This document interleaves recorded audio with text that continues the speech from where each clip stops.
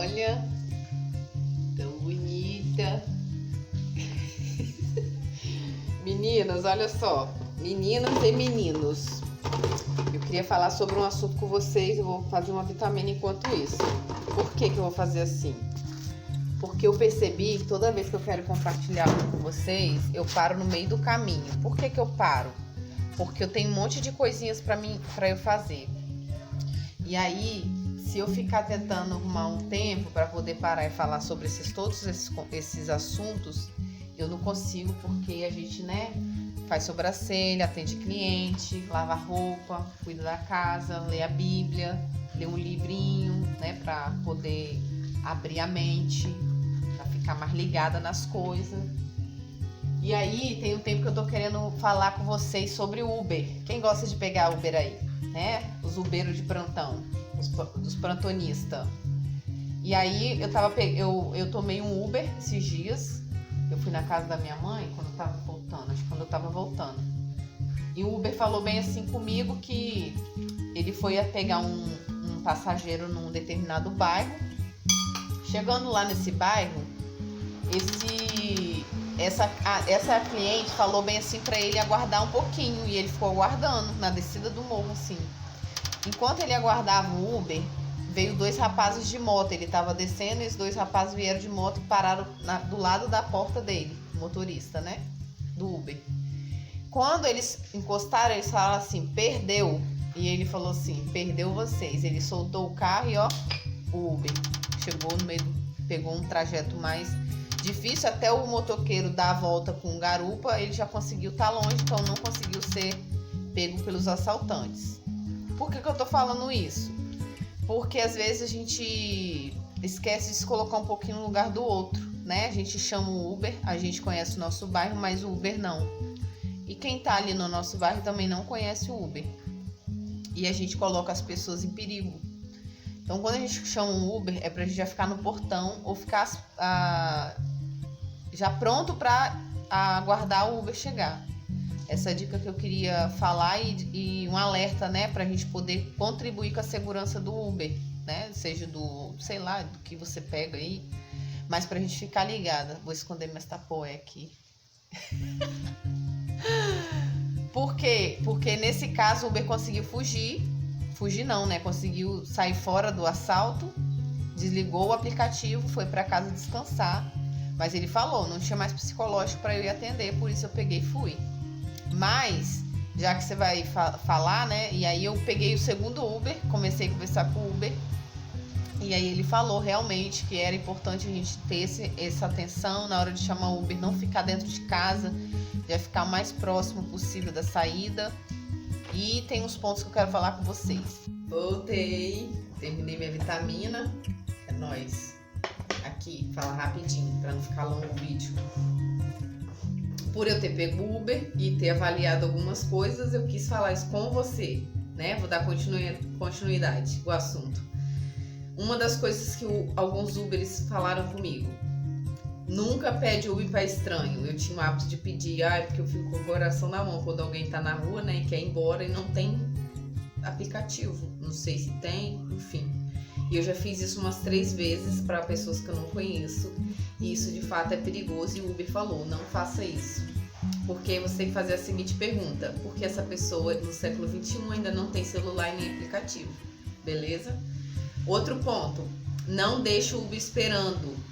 Lembra lá do primeiro caso que eu falei? Então, quando você deixa o Uber esperando, há uma probabilidade de ele ficar mais vulnerável a assaltos, enfim, várias coisas. Troca de tiro na região, dependendo da sua região, então não deixa o Uber esperando. Beleza? Chamou, desce, já espera o Uber lá no portão, na sua saída, onde você estiver, da sua rua, enfim.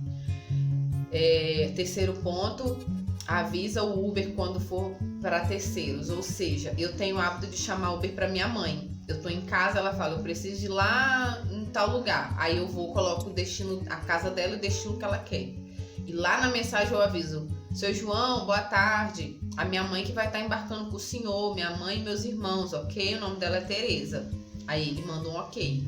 Porque ele me vê na foto. Quando ele chega lá e ele não vê ninguém, muitos passam direto. Então eu já deixo quem é minha prima me pediu, minha prima é uma loira alta, ela que vai estar tomando Uber com o senhor, ok? Beleza. Então avisa o seu Uber que você não vai estar embarcando, mas que é fulana, que é sua parente, sei lá, para ele se sentir mais seguro. Quarto ponto, fica com o dinheiro na mão quando você tiver para chegar no seu destino. Cheguei no meu bairro, fico caçando dinheiro na bolsa. E o Uber já disse que já teve casos de a mulher desembarcar com a criança, o marido tá na frente, e aí a mulher tava do lado de fora com a criança e começou um tiroteio, e aí o cara tá ali querendo pagar. Então vai sair do carro, tá perto do seu local de desembarque, pega o seu dinheiro, já avisa o Uber quanto que deu, quanto que você tem, se vai precisar de troco. Quando a gente chama o Uber já tem valores, certo? Então já fica com o valor na mão, senão você já avisa, eu só tenho tantos reais e o valor da corrida deu X. Então ele já vai ficar ligado no troco. Quando você chegar no lugar de desembarque, ele já vai te descer rapidamente. Então nem você fica em risco e nem ele, beleza? Quinto ponto, aguarda o Uber onde ele consegue parar, né? Às vezes você tá lá no meio daquela avenida movimentada e você chama o Uber e fica na calçada. Procura um lugar onde você vê que tem um estacionamento ou um recuo na pista que ele consiga entrar. Isso foi pontos, gente, de um Uber conversando comigo. Eu falei com ele que eu ia fazer um vídeo devido a esse primeiro Uber ter falado sobre esse quase assalto comigo. Isso é perigoso, né? O bairro que a gente conhece não é perigoso pra gente, mas pra eles pode ser que sim, né? Então, eu decidi fazer esse vídeo. E aí, onde esse Uber foi me falando os outros pontos que eu não tinha pensado, que eu não tinha acesso, né? O sistema deles de Uber. Então, quando você tiver que parar no seu local, já fica ligada. E aí observa se tem algum lugar onde o seu Uber consegue parar sem colocar em risco você e ele. Então tem uma rua onde tem um estacionamento, onde tem um recuo na rua, porque ele não pode parar num lugar onde é indevido, pode acontecer dele ser multado, beleza? Sexto ponto, só lembrando que o mesmo Uber que nós avaliamos, aquelas estrelinhas, sabe? Eu sempre dou 5 estrelinhas, né? Porque eles não me maltratam, então eu dou 5 estrelinhas, enfim. Às vezes eu também não quero ficar escrevendo, então eu dou 5 que eu só envio. Na quarta eu tenho que escrever alguma coisa.